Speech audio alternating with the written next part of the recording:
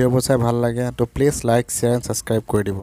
যদি আপুনি এখন বুলেট ল'ব বিচাৰিছে, কিনা নাই কিনিব বিচাৰিছে, তো কেইটামান কথা বিশেষ প্ৰয়োজন, কি বস্তু লগাব লাগিব, কি বস্তু লগাব নালাগে। মই যেতিয়া বুলেটখন লৈছিলোঁ তো এই লাইটৰ কভাৰ লগাইছিলোঁ, তো এতিয়া অৱস্থা লাইটৰ কভাৰটো গোটেইটো হিলি যায়। মানে ডিলাৰৰ পৰা যিটো বস্তু দিয়ে সেইটোৱে ঠিক আছে। তো আপোনালোকে মানে পৰাপক্ষত এই লাইটৰ কভাৰটো ব্যৱহাৰ নকৰিব। লাইটৰ ফুল এক্সেছৰিজ কিটটোৰ ভিতৰত আপুনি একোৱে নল'ব, ডিলাৰটোৱে ঠিক আছে। ছেকেণ্ড পাৰ্টটো হৈছে আপোনাৰ গাৰ্ড। এডাল গাৰ্ড হৈছে মই ডিলাৰৰ পৰা কিনা নাই, ডিলাৰত 3,000 টকা লাগে বুলি কৈছিলে। তো বাহিৰত সোধোতে 1500 টকা লাগে বুলি কৈছে। তো পৰাপক্ষত আপোনালোকে ডিলাৰৰ পৰা ল'বলৈ চেষ্টা কৰিব। 3,000 টকা হ'লেও ডিলাৰৰ পৰা লোৱাৰ কোনো লছ নাই। মানে মই বাহিৰৰ পৰা লগাইছোঁ, ইমান জোৰ নাথাকে 1500 টকাডালত। থাৰ্ড পাৰ্টটো হৈছে চাৰ্জাৰ, যিডাল আপুনি 350 টকাত কিনিবলৈ পাব। তো চাৰ্জাৰডাল হৈছে আপুনি ব্লগিঙৰ কাৰণে সুবিধা হয়, যে লং জাৰ্ণি কৰিবলগীয়া হ'লে, মোবাইল চাৰ্জ কৰিবলগীয়া হ'লে বেছি সুবিধাজনক হয়। কিন্তু আপুনি যদি এনেই চখত লগাম বুলি ভাবিছে, টোটেল ৱেষ্ট, কাৰণ বেটেৰীৰ পৰা এই বস্তুটো ডাইৰেক্ট কানেক্ট কৰা হয়। বেটেৰীৰ পৰা কানেক্ট কৰি দিয়াৰ কাৰণে বেটেৰীটোও কষ্ট পায়। আৰু যদি আপুনি বৰষুণত ভিজাৰ কাৰণত দেখিছে মোৰ গোটেই টোটেলি বস্তুটো মানে ডেমেজ হৈ গ'ল, কোনো কাম নাই এতিয়া ইয়াত। ৱাশ্বিঙত দিয়াৰ সময়ত এইটো মানে ইয়াৰ পৰা এইটো ওলাই গ'ল। এতিয়া এনেই মানে বেটেৰীটো ডেমেজ হয়, লগতে বস্তুটোৰ ক্ষতি হয়। ফ'ৰ্থ পাৰ্টটো হৈছে আপুনি হেণ্ডেলৰ কভাৰটো দেখিছে, মোৰ হেণ্ডেল আজিলৈকে একো স্ক্ৰেচ হোৱা নাই। তো স্ক্ৰেচ নোহোৱাৰ কাৰণটো হৈ গ'ল গাৰ্ডটো মই ভালকৈ ৰাখিছোঁ। তো যেতিয়া আপোনাক বুলেট ডিলাৰৰ পৰা দিয়ে তেতিয়া এই গাৰ্ডটো দি পঠিয়ায়। তো আপুনি গাৰ্ডটো ভালকৈ ৰাখিব লাগে, নহ'লে কোনোবাই খুলি লৈ যায়। তো আপুনি অলপ ইয়াত টাইটকৈ লৈ পেলাই গাৰ্ডটো ব্যৱহাৰ কৰক। গাৰ্ডটো থাকিলে গাৰ্ডত স্ক্ৰেচ হ'ব, কেতিয়াও আপোনাৰ হেণ্ডেলডালত কেতিয়াও স্ক্ৰেচ নহয়। তো আপুনি গাৰ্ডটো ভালকৈ টাইটকৈ লগাই ৰাখক। ফাইভ পাৰ্টটো হৈছে আপুনি দেখিছে বুলেটখনৰ প্ৰথম পচি যোৱা বস্তুটো হৈ গ'ল এই পাছফালৰ চিটৰ গাৰ্ডডাল। তো প্ৰথমতে পচে এইডাল গাৰ্ড। মই এখন দুখন বাইকত নহয়, প্ৰায় ভালেখিনি বাইকতে দেখিছোঁ।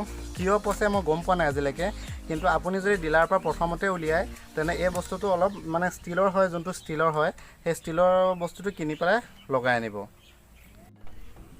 ছিক্স প্ৰডাক্টটো হৈছে আপুনি দেখা পাইছে চাইলেঞ্চাৰ এডাল গাৰ্ড লগোৱা আছে মোৰ বুলেটখনত।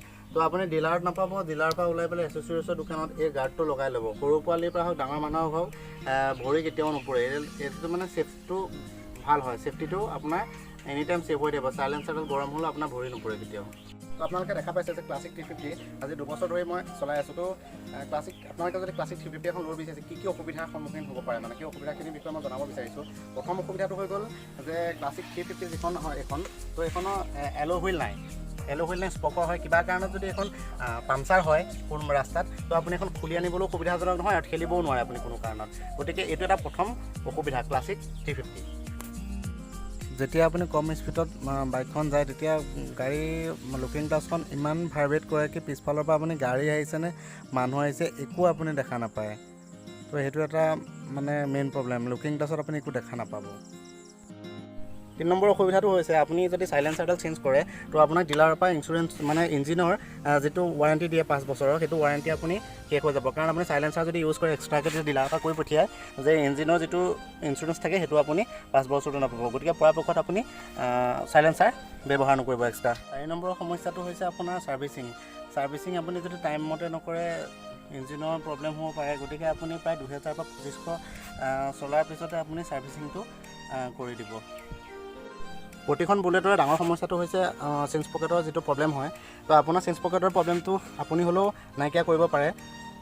আপুনি লং জাৰ্ণি কৰি অহাৰ পিছত যি চেইনডাল আপুনি ঘৰতে চাফা কৰি পেলাই অলপমান মবিল ব্যৱহাৰ কৰে, তেতিয়াও আপোনাৰ পিছে তেলমিটাৰ নাই মানে এখন গাড়ী।